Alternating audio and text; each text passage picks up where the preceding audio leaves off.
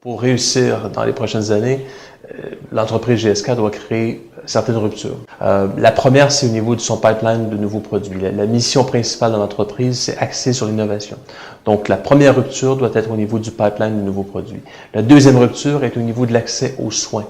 Nous sommes engagés à assurer que le plus grand nombre de patients à travers le monde aient accès au traitement que nous développons. Donc, sur le pipeline GSK, à titre très concret, c'est 6 nouveaux produits approuvés déjà en 2013, c'est 40 nouveaux produits dans notre pipeline en stade avancé. Donc, un pipeline qui commence à délivrer de vraies innovations pour, dans certains champs thérapeutiques importants. Donc, il y a 2 engagements que nous avons pris qui sont très forts. Le premier, c'est une politique de prix qui est adaptée à la capacité de payer des pays concernés. Donc, on pense entre autres ici aux pays qui sont les moins développés.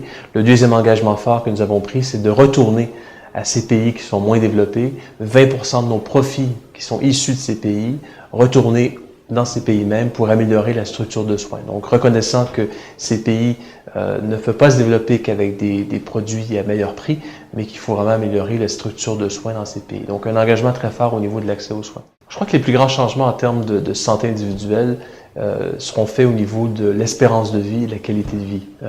Ma génération, notre génération veut vivre au-delà de 100 ans. Et c'est possible. Je crois fortement que dans les 10 ans, dans les 10 prochaines années, nous vivrons jusqu'à 100 ans. Alors, dans les 10 prochaines années, il y aura une multiplication des outils technologiques qui nous aideront à être beaucoup plus en phase avec notre état de santé au quotidien, et même à la minute près, que nous combinerons avec des interventions de santé. Et donc ça va nous permettre de vivre encore plus longtemps et en meilleure santé.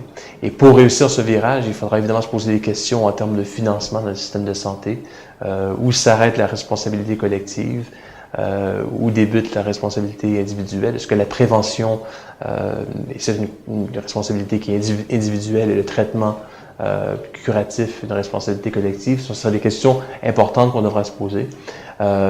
Et chose certaine, on doit tous s'y engager. GSK est engagé dans la poursuite de traitements préventifs puisque nous sommes un des leaders mondiaux dans les vaccins, donc des vaccins qui sont des outils importants en termes de prévention, et nous poursuivons cette course vers le développement de plus en plus de solutions importantes de prévention pour nous permettre de vivre plus longtemps et en bien meilleure santé.